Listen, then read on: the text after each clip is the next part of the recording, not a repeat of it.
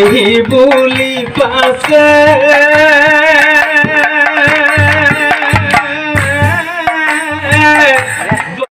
মই যদি মৰি যাওঁ প্ৰিয়া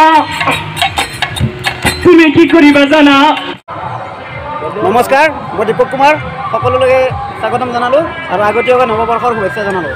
আজি আমাৰ এই বনভোজৰ আয়োজনটো যি তিনিজন বন্ধুৱে কৰিছিল তেওঁলোকৰ পৰা মই দুই এষাৰ কথা জানি ল'ম। এয়া নিখিল শৰ্মা। হয়, নমস্কাৰ।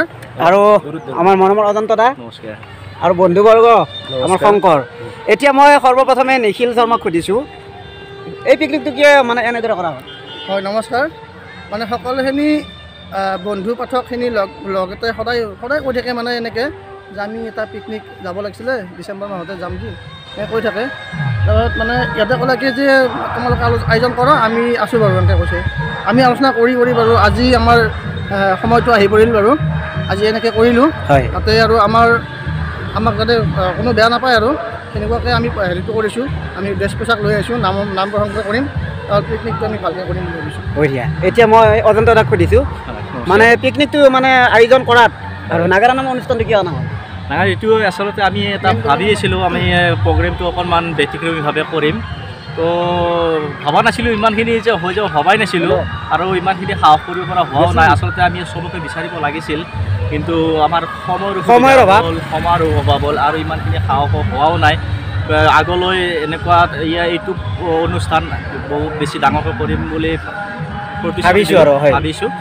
চবকে নিমন্ত্ৰণ কৰিম। এতিয়া যাতে কোনো বেয়া নাপায়, আমাক নিজৰ ভাইটি বুলি ক্ষমা কৰিব, কোনেও যাতে বেয়া নাপায়। এবাৰ বন্ধু সংঘলৈ আহিছোঁ। এই অনুষ্ঠানটো কিমানজনমান পাঠক আহিছে? আচলতে পাঠক বুলি ক'লে ছাৰ, আমি অনুষ্ঠানটো কৰিছোঁ ধৰক আমাৰ যিখিনি সমনীয়া লগ বন্ধু সকলোকে আমি এদিন ফোন কৰি কিনে কথাটো সুধিলোঁ। তেওঁলোকে কৈছে যে তোমালোকে যদি দায়িত্ব লোৱা তেতিয়াহ'লে প্ৰগ্ৰেমটো নিশ্চয় হ'ব। তো সেনেকৈ আমি অনুষ্ঠানটো অজন্ত দা, নিখিল, আমি তিনিজনে মানে সহায় কৰিলোঁ। তাৰপিছত কমলে আমাৰ লগত সহযোগ কৰিলে। কিন্তু কথাটো হ'ল কি, উদ্দেশ্য আমাৰ বিশেষ বেলেগ একো নাই। যিহেতু আমি এই বছৰটোত কৰোণা মহামাৰীৰ কাৰণে সকলোৱে ঘৰত আবদ্ধ হৈ আছিলোঁ, গতিকে সকলোৰে মংগল কামনা কৰি পুৰণি বছৰটোক আমি বিদায় দিম বুলি ভাবিছোঁ। সেইকাৰণে আমাৰ মানে সকলো যিমান শুভাকাংক্ষী আছে নামৰ সকলো শুভাকাংক্ষীৰ মানে মংগল কামনা কৰি এই মন্দিৰতে অনুষ্ঠানটো কৰিছোঁ। ইয়াত যদি কিবা ভুল ত্ৰুটি হৈছে, কোনোবা হয়তো ৰৈ গ'ল, তো তাৰ বাবে আগতীয়াকৈ ক্ষমা বিচাৰিছোঁ। লগতে আগতীয়াকৈ নতুন বছৰ সকলোকে শুভেচ্ছা জ্ঞাপন কৰিছোঁ। বঢ়িয়া। গতিকে আটাইকেইজনলৈ মোৰ তৰফৰ পৰা আৰু সকলোৰে নৱবৰ্ষৰ আন্তৰিক শুভেচ্ছা জ্ঞাপন কৰিলোঁ। ধন্যবাদ। গতিকে দৰ্শকসকল চাই থাকক এই ভিডিঅ'টো, মানে আমি কেনেদৰে নাগাৰা নামৰ অনুষ্ঠান কৰিছোঁ। আৰু এখন দেৱালয় আপোনাক অলপ দেখাইছোঁ। এখন হ'ল দেৱালয় আৰু ইয়াৰ পৰিৱেশ চাই লওক। এয়া সুন্দৰ পৰিৱেশ, এখন প্ৰাকৃতিকেৰে ভৰা প্ৰাকৃতিক দৃশ্য, সুন্দৰ। চাই থাকক। আজি মোক আমাৰ যুৱ নাগালাম শিল্পীসকলে যিটো মৰম যাছিলে, মই সঁচাই আপ্লুত। তেওঁলোকে আজি বনভোজ ইয়াত আয়োজন কৰি কৈছিল যে দাদা আপুনি পাৰিলে এবাৰ যাব। বহুত ব্যস্ততাৰ মাজত আহিছোঁ, সঁচাই দেখি খুব ভাল লাগিছে। ডেকা ল'ৰা হৈ আচলতে পিকনিকৰ যিটো মজা, তেওঁলোকে ধৰ্মীয় ৰসেৰে যিটো পিকনিকৰ মজাটো লৈ আছে, সঁচাই মোৰ নিজকে অকণমান বেয়া লাগিছে। মই যিটো ড্ৰেছত আহিছোঁ সেইটো মই বেলেগ কামত অহাৰ কাৰণে এবাৰ দেখা দিয়াৰ কাৰণে আহিছোঁ। অহা মাঘৰ 7 তাৰিখ আমাৰ প্ৰতিষ্ঠা দিৱস সংঘৰ। মাঘৰ 7 তাৰিখটো আমাৰ সংঘৰ জন্মদিন। গতিকে সমূহ আমাৰ যুৱ বন্ধু শিল্পীসকলক সম্পূৰ্ণভাৱে সহযোগ কৰাৰ বাবে মই আহ্বান জনাইছোঁ। লগতে ধৰ্মপ্ৰাণ ৰাইজৰো সহায় সহযোগিতা উপস্থিতি মই শ্ৰদ্ধাৰে কামনা কৰিছোঁ। আৰু আমি সকলোৱে জানো আমাৰ নাগালামৰ বহু ঘাট প্ৰতিঘাটৰ মাজত বহুত ত্যাগ, আমাৰ যুৱ শিল্পীসকলৰো বহুত সহযোগিতাত সংঘটোত বহুত বেমিজেলি হৈছিল যদিও শেষ মুহূৰ্তত আমি এটা ৰাস্তাত এখন পতাকাৰ তলত আমি একগোট হৈছোঁ। সেয়েহে এইবেলি আমাৰ যি প্ৰতিষ্ঠা দিৱস, এই প্ৰতিষ্ঠা দিৱসত আমি এটি কাৰ্যসূচী ৰাখিব বিচাৰিছোঁ। আচলতে মই বুলি কোনোদিনে মই নাভাবোঁ, আমি হয় মই সদায় কাম কৰিম। মোক জ্যেষ্ঠসকলৰ আশীৰ্বাদ লাগিব, মোৰ সমনীয়া বন্ধুৰ সহযোগিতা আৰু মোৰ ভাতৃ ভতিমসকলৰ সহযোগিতা সম্পূৰ্ণভাৱে লাগিব মোক। আমি এইবেলি প্ৰতিষ্ঠা দিৱসত আমাৰ যিসকল জ্যেষ্ঠ নাগানাম শিল্পীয়ে শিল্পী পেঞ্চন পাইছে তেখেতসকলক আমি বিভিন্ন দিশত প্ৰতিটো গোটে হয়তো বেলেগ বেলেগকৈ আমি সম্বৰ্ধনা জনাইছোঁ কিন্তু এখন মঞ্চত একেলগে গোটেইখিনিকে আৰম্ভণিৰ পৰা যিমান কেইজনে পালে প্ৰায় 15জনমান হ'ব একেলগে এখন মঞ্চত আমি সম্বৰ্ধনা জনোৱা নাই এইবেলি প্ৰতিষ্ঠা দিৱসত আমি সেই কাৰ্যসূচীটো ৰাখিব বিচাৰিছোঁ আমাৰ জ্যেষ্ঠ পাঠকসকলক আমি সকলোকে নিমন্ত্ৰণ জনাই তেখেতসকলক আমি আমাৰ সংঘৰ তৰফৰ পৰা সম্বৰ্ধনা অনুষ্ঠান এটা ৰাখিব বিচাৰিছোঁ এই ক্ষেত্ৰত মোক যুৱ বন্ধুসকলে নিশ্চয় সহায় কৰিব আৰু এই প্ৰতিষ্ঠা দিৱসটোৰ দায়িত্ব পৰিচালনাৰ দায়িত্ব মই আমাৰ যুৱ শিল্পী সমাজক দিম বুলি আচলতে মানৱৰ লগত মই কথা পাতিছোঁ তেখেতসকলে কেনেকৈ অনুষ্ঠানটো কিমান সুন্দৰকৈ লৈ যাব পাৰে মোক সম্পূৰ্ণ সহযোগিতা সহায় আৰু দিহা পৰামৰ্শ গোটেইখিনি দিব বুলি মই আশা ৰাখিলোঁ ধন্যবাদ হয় ধন্যবাদ জনাইছোঁ আমাৰ সম্পাদক মহোদয়লৈ লগতে তেখেতক এই নতুন কমিটিত স্বাগতম জনাইছোঁ আৰু আমি আন এজন মানে ব্যক্তিক চিনাকি কৰি দিব বিচাৰিছোঁ তেখেত আচলতে নাগাৰা নামত যদিও জড়িত নহয় তেখেতে কিন্তু প্ৰত্যেক পাঠককে চিনি পায় আৰু ভাল ৰিলেশ্যন এটা তেখেতৰ আছে সেয়েহে মই ভাবিলোঁ আমাৰ গোটেইখিনিয়ে ভাবিছোঁ যে তেখেতক এবাৰ সকলোৱে চিনাকি হওঁ তেখেত হৈছে হুমলাহাটী গাঁৱৰ ডিম্বেশ্বৰ ডেকা তেখেতক ফুলান গামোচাৰ এখনেৰে সম্ভাষণ জনাব আমাৰ প্ৰণৱ ডেকাই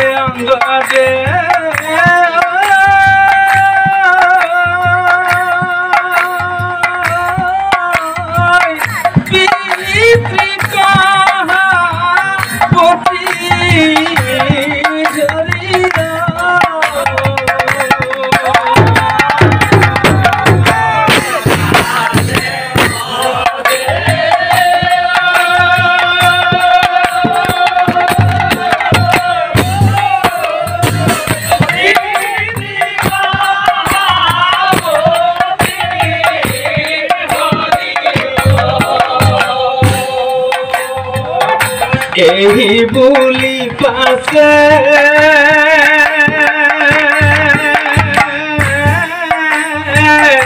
बाली रामारे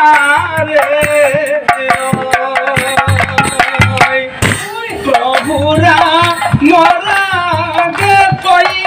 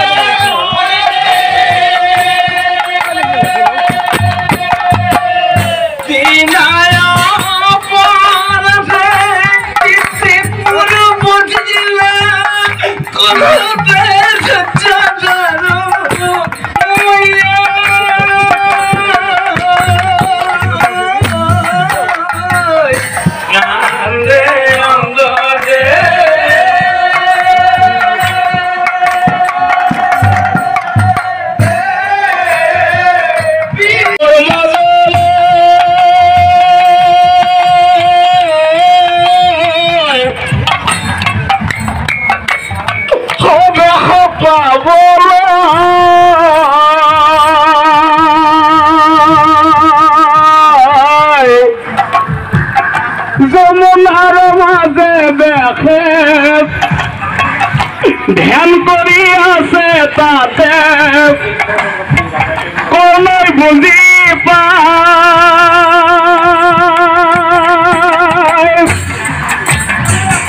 নিজের যে কি হব ভাবিয়ে না চায় ভাবিয়ে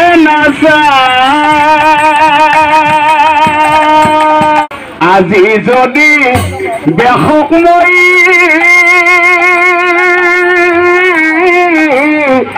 আনিব নোৱাৰো পিতৃ মৰি যাব আজি নিশ্চয় জানিলো কোনহতে ৰাধে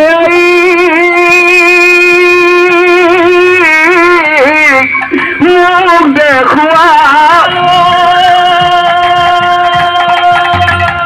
পিতৃৰ দুখতে আজি আয় মৰি যাম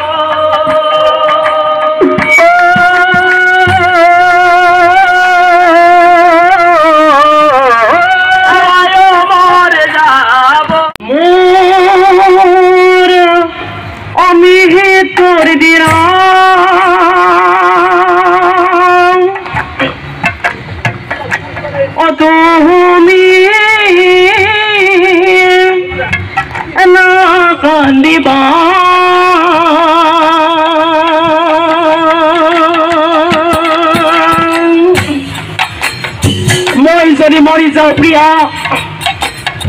তুমি কি কৰিবা জানা চাদৰৰে আচল চিঙি মোক ঢাকি দিবা চাদৰৰে আচল চিঙি মোক ঢাকি দিবা কিন্তু প্ৰিয়া তুমি পিছে না কান্দিবা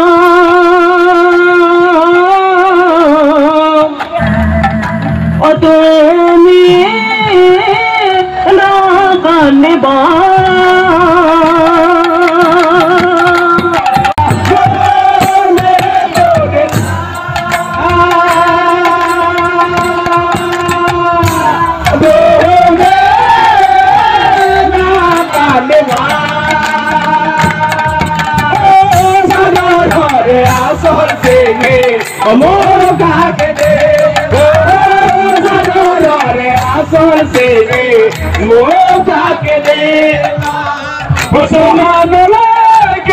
कोई निवा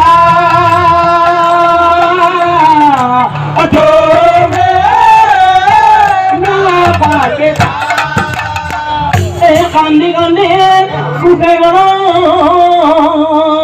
ओ जीवनते कांदी कांदी उठे गो जीवनते मैं जी एटी दीपक कुमार दिहारे गाब ओलाइছো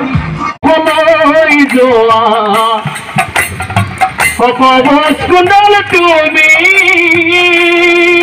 ছবিমে আহি মুরা ওয়ুরু ভাঙি দিলে অযোগ না করিবি তো